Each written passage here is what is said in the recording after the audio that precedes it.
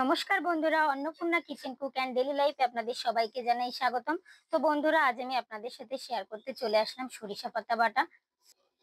এই সরিষা পাতা বাটা খেতে যা ভালো লাগে না,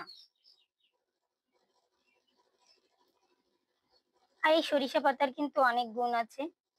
তো বন্ধুরা, এই সরিষা পাতায় ভিটামিন এ পাওয়া যায় এবং চোখের দৃষ্টির জন্য এই সরিষা পাতা কিন্তু খুবই উপকারী। তো বন্ধুরা, পাতাগুলো এখন আমি বেছে নেব। তো পাতাগুলো থেকে আমি শিরাটা ফেলে দেবো আর পাতা এভাবে বেছে নেব। খুবই জালি পাতা, তো খালি মোটা শীষটাই ফেলে দেব।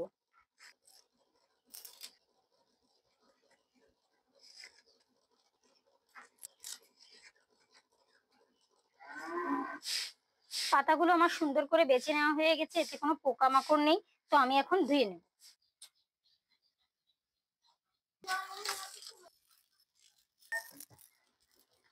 ধুয়ে পরিষ্কার করে নিয়েছি সরিষা পাতা, এখন আমি কড়াইতে সিদ্ধ করার জন্য দিয়ে দেব। আর আলাদা করে কুচি করার প্রয়োজন হবে না, হাত দিয়ে ছিঁড়ে দিলেই হয়ে যাবে।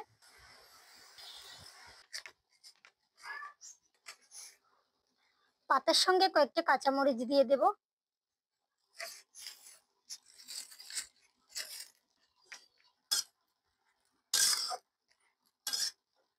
সরিষা পাতা রান্না করতে কিন্তু খুব বেশি সময় লাগে না। এবার আমি ঢাকা দিয়ে ঢেকে দেব। এই সরিষা পাতা সেদ্ধ করতে করতে আমি কিছু মাছ ভাজি করে নেব।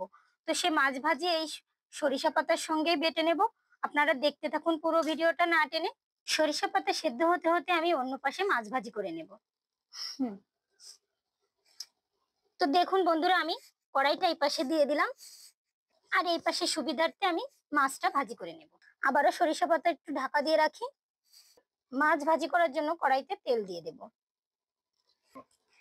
আমি সরিষা পাতায় দেখুন কি মাছ দেব। আমি এটা শোল মাছ নিয়েছি 3 টুকরা। এই শোল মাছে আমি এখন নুন হলুদ মাখিয়ে নেব। পাতা অল্প হয়ে যায় তো সিদ্ধর পরে, এর জন্য আমার 3 টুকরা মাছেই হয়ে যাবে।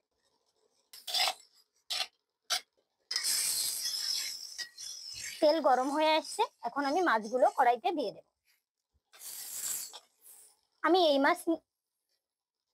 আমি শোল মাছ নিয়েছি, এজন্যই এতে হচ্ছে কাটা কম, বাছতে আমার সুবিধা হবে।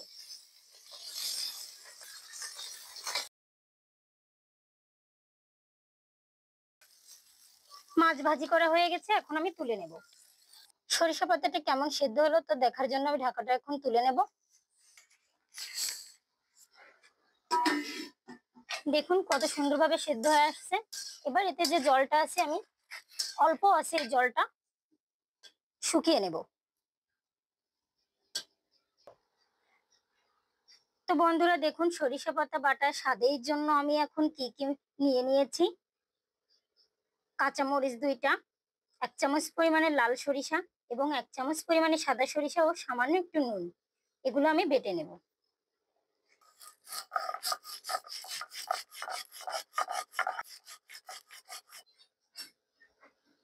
সরিষা বাটা হয়ে গেছে, আমি এখন মাছগুলো বেছে নেব বাটার জন্য।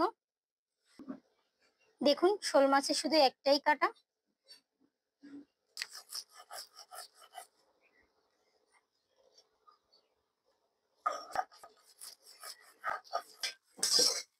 সরিষা পাতা দেখুন ভালোভাবে সেদ্ধ হয়ে গেছে এবং জলটাও আমার শুকানো হয়ে গেছে। এটা আমি আর তেলে দিয়ে আলাদা করে ভাজি করে নেব না, এভাবেই বেটে নেব।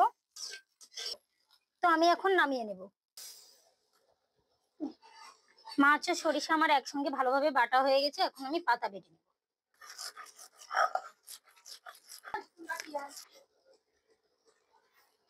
নেব। পাতার সঙ্গে আমি মাছ মিশিয়ে নেব।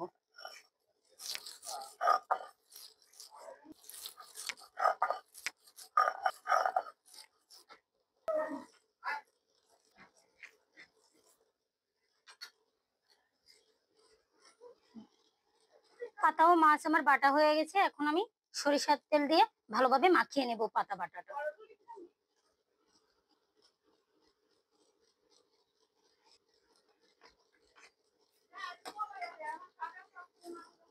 তো বন্ধুরা, আমরা কিন্তু বাড়িতে সরিষা পাতা বাটা এভাবেই করি, কোনো পেঁয়াজ রসুন ছাড়াই। আপনারা চাইলে পেঁয়াজ রসুন দিতে পারেন, আমাদের বাড়িতে পেঁয়াজ রসুনটা পাতা বাটার সঙ্গে খাবে না, এজন্য আমি দেইনি।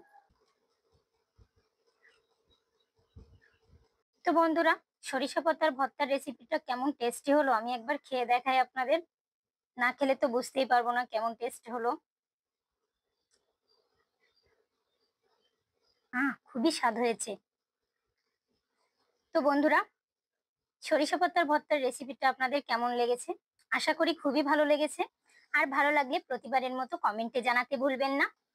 আর আমার এই রেসিপি যদি সত্যি অসাধারণ লেগে থাকে তাহলে সাবস্ক্রাইব করে পাশে থাকা বেল আইকনটি বাজিয়ে দিন। আর অলরেডি যারা সব বন্ধুরা সাবস্ক্রাইব করে দিয়েছেন তাদেরকে জানাই অসংখ্য অসংখ্য ধন্যবাদ। তো বন্ধুরা, দেখা হচ্ছে অন্য কোনো রেসিপি নিয়ে অন্য কোনো সময়। ততক্ষণ পর্যন্ত আপনারা ভালো থাকুন, সুস্থ থাকুন।